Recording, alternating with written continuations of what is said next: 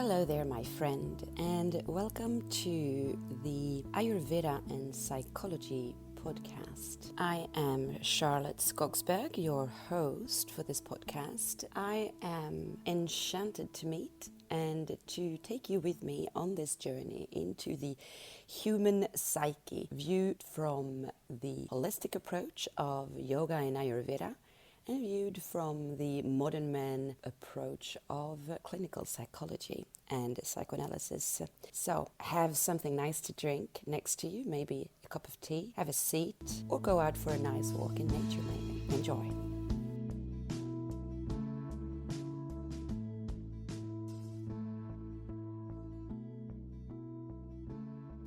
In this episode, I want to talk to you about psychology.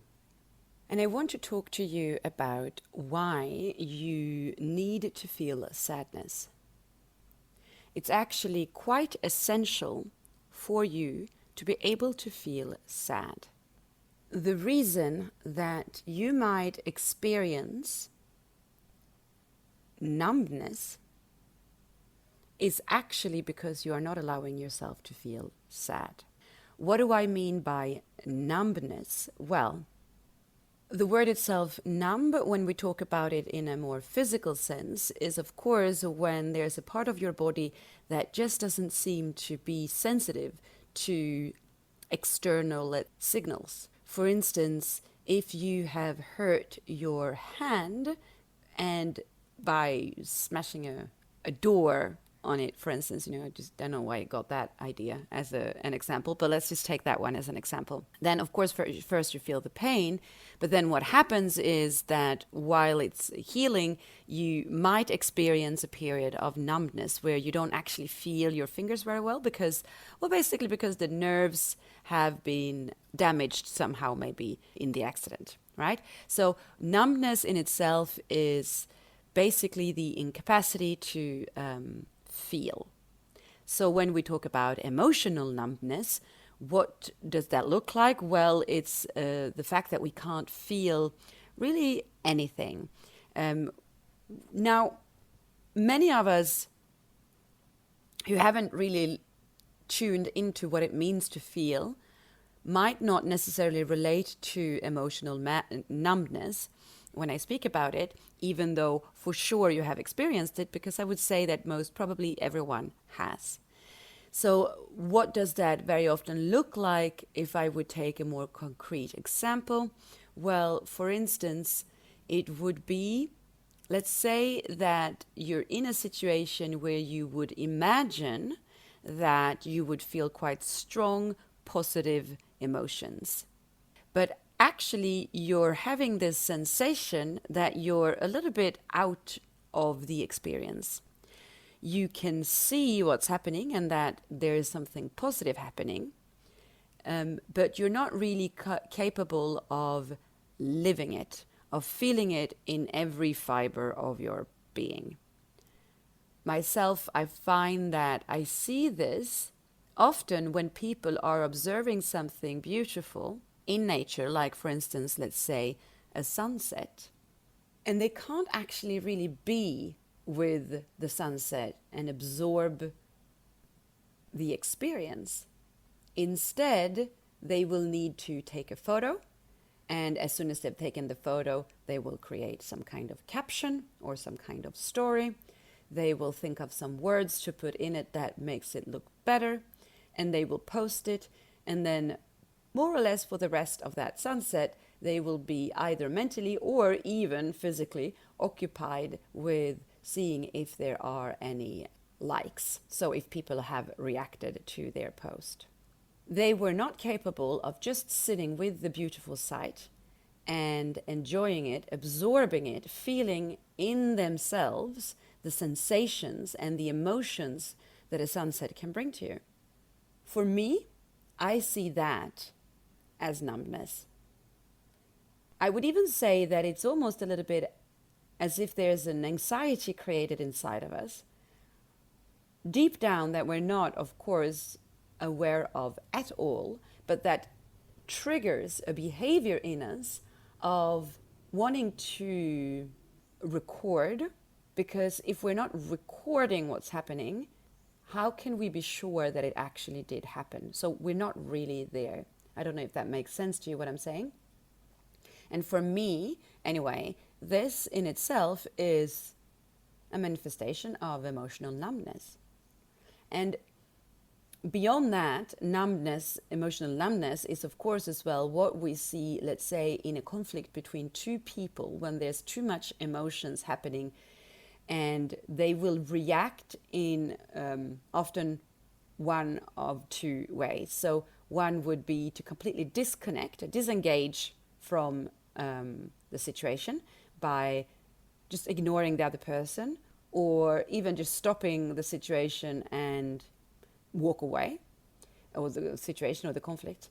And the other one could also be actually in a way to kind of enhance by beginning to, now this might create some comments from you, but actually it could even be the fact of triggering an emotional state in the other person by beginning to cry, if this crying is not authentic, that is, of course, okay? And that can be very difficult, obviously, to decipher. So let's not even go in on that one. I just wanted to make a little bit of a topic on the fact that emotional numbness is not always as one-dimensional or as easy as we might imagine, because then we can easily also say that it's not something for us. And I do actually think that most of us experience this, because it's basically a defense mechanism as well. So anyway, to go into why we need to feel the sadness then, well, that's basically because the reason that we do numb ourselves is because originally what felt like a negative emotion was something that we were taught was not good to feel. So we pushed it away and we numbed out emotions, basically. Which is also, of course, why many of us are so attracted to this idea of pure positive focus. It sounds very appealing, of course, to us. And that's also why that's kind of like this loophole in the spiritual world. We only really want to feel the juicy, nice feelings, the happy, the cozy, the abundance, and, you know, all of that. So, of course, when we're being told that that's what you should do in order to achieve happiness, you will, of course, try that. And then you notice that for some reason it's not really working. Of course, positive focus works. If we focus positively, we will attract more of what we are focusing on. It's like the saying, where your attention goes, energy flows. Naturally, if I focus on something, that is what I will see, and that's what my experience will be. It's a little bit like the idea that I've spoken about before, I think, not in the podcast though, but about buying a red car, a red Volvo, and all of a sudden, or have not maybe even bought it yet, but I've decided I'm going to buy it, and all of a sudden it's as if everyone has a red Volvo. That's all I see. And it's our selective perception, basically, that comes in. So don't get me wrong on the positive focus not working. It does. But the thing is, we will still have the nagging feeling of emptiness in the background.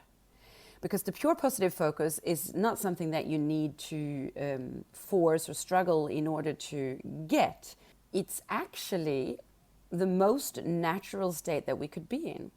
Pure positive focus and happiness is what our natural state is, which is why we shouldn't have to struggle or to focus so much in order to be there.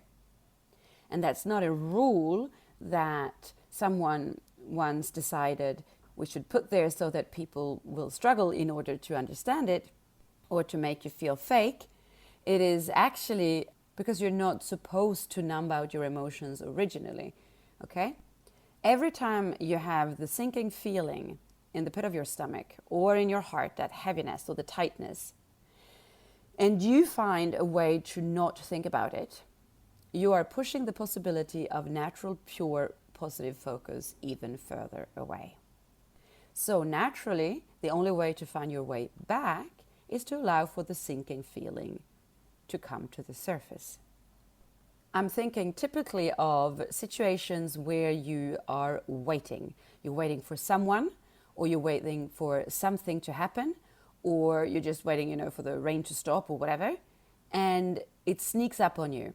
It's either a thought that comes just into your mind, or there's this memory that just comes up, and it triggers something inside of you, like anxiety or loneliness, something fearful. Without even noticing what you're doing, you will instantly change your focus away from it. Okay, so you will look away, you'll take a deep breath, or you pull out your phone, and you do this, of course, every day, like all the time. If you would be able to have someone filming you without yourself knowing it, you could be able to trace many times, I think, in one same day that you do this. But it might even be much more conscious as well.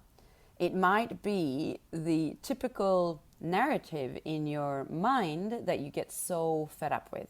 So the criticizing, the negative self-talk, and it goes on and on in your mind, and it's either about, worrying about the future or thinking about the things from the past. You're worried about your physical health, what your body looks like. Are you attractive to someone else? Why are you lonely? Why are your parents always, asking you about how successful you are or whatever it can be, right? It's the broken record. What do you do in those moments? You say to yourself, oh, I can't be bothered with this in one way or another. And you try to find something to distract yourself with, so you're not focusing on it too much.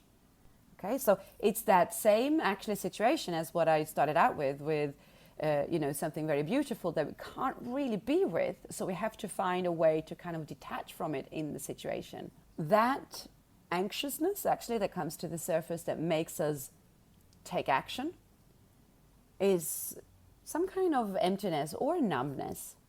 And what this can do, not necessarily for everyone, not necessarily all the time, but for sure there are moments when we're perpetuating this kind of state. So basically what that looks like is that we're constantly distracting ourselves, right, with anything that is not in our direct perception. And so when that happens so regularly, it kind of creates this feeling of derealization, I want to say. Basically, it feels as if nothing is real. As if there's a distance between your heart and what you're perceiving with your eyes. As if they're not connecting, as if they're not the messages going in between the two. And I would say that most of us can relate to what I'm saying. Not every day, not all the time, but we know it. And that is the reason we can't just go straight into the pure positive focus. Because there's a whole process into start to feel things again. And of course, it begins with the more difficult side, because the emotions that we started by locking out or pushing away are not the fuzzy butterflies and rainbows and unicorn kind of feelings, but of course they're the ones that felt negative to us. We can't choose to not feel certain things and just others. That's only what a superhuman would be able to do, I guess. Even though a superhuman would not want that, because the superhuman would be able to integrate it all, would be able to sit with it all, actually. So we've pushed away both the positive and the negative, which means that in order to begin to actually feel present with things, to not feel numb, to see really the beauty in the rose, what we need to do is to knock on the door that's been locked, and we need to start with allowing for where we first blocked it out to speak to us. So it's a question of reconnecting with that really genuine, authentic lightness in your heart in order to be so light in your heart, you need to reactivate all the emotions. Feel the feels. This does not mean that you have to start to dress in black and use eyeliner and listen to heavy metal. You don't have to be emo. The only thing that you really need to do is to be present enough so that when the trigger happens, that means when the narrative in your mind is coming up with the thoughts that are linked to this feeling that is negative, that you don't enjoy, you need to be able to stay present with it. And you need to be able to actually tap into what that feeling is truly saying to you. And by that I mean, imagine yourself standing in the supermarket and there's a 4-year-old pulling your sleeve while you're desperately trying to ignore them and listen to the cashier behind the counter instead. You also know that if you would actually stop what you're doing and then turn around, sit down at the same level as the 4-year-old and ask, what is it that you're trying to tell me? The 4-year-old will actually stop pulling and it will instead say, I want the lollipop that you've hidden in your bag. And it's the same thing with your heart, with your emotions. Instead of pushing the thoughts and emotions away, like something you just don't want to deal with right now, you need to be able to turn around, squat down and say, what are you trying to tell me? Actually, there is one practice I personally find extremely beneficial for this, and this is also the reason why so many of us out there feel like they can't do it, and that is meditation. Because basically, it is really hard to learn to become present with the emotion, since we are on automatic mode very often, where we just, keep moving without really being present in what we're moving in, but instead being present in a thought that is already somewhere else. However, if you would make yourself be still and then switch off your, let's say, other sense organs by closing your eyes, by being still, by closing your ears, I want to say even, then you don't really have anywhere to go when the emotion submerge, when it comes to the surface. And then is, of course, the perfect moment to then sit with it and be like, okay, so what is this emotion telling me? And I know that that might sound abstract to those of you who've never really practiced it. And the only thing I can say to you is, well, you just have to do it. And maybe on the first time it won't work, maybe on the 5th time it won't work, but it will. Because you know what? That emotion comes from inside of you, which means that its message is already clear to you. You just haven't practiced it for such a long time that it's hard to know. It really is like that dream that most of us have had at some point in our life, that we're being chased. And there's a lot of people who have, over years and years and years, those dreams that they're being chased by something.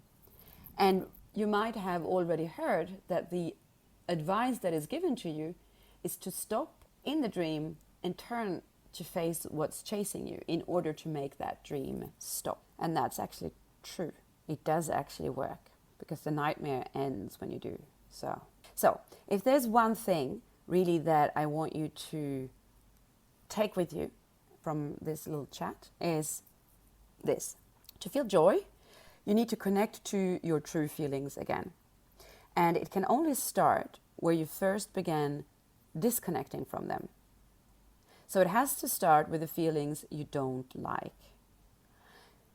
To let them speak to you, you need to treat them like that 4-year-old. And you know what? It might even have been around that age that you first learned to push them away. So don't be discouraged. Don't be frustrated. I know it might seem like it's inaccessible to us when we've never really been on that journey. But I promise you, first of all, like I said, when you realize that it's your emotions, then actually you've created them, which means that you're the only one who could truly decipher them, understand them as well. And then also, remember that, you've practiced the opposite, so the pushing away of them, for so many years that it would be a true miracle if all of a sudden, just like that, you would be capable of reading into them straight away. I would be so interested in hearing your experience with these kind of situations, or even just your struggle with feeling numb or how to connect again to sensations. I really truly invite you to get in touch with me directly, whether it's on social media through the direct messaging or even via email at charlotte@yogisha.com. Because after all, never forget that on the other side of that phone screen that you have, or on the other side of the earpod in your ear, there is actually a real human being speaking into the mic. So I'd love to hear from you. Peace out.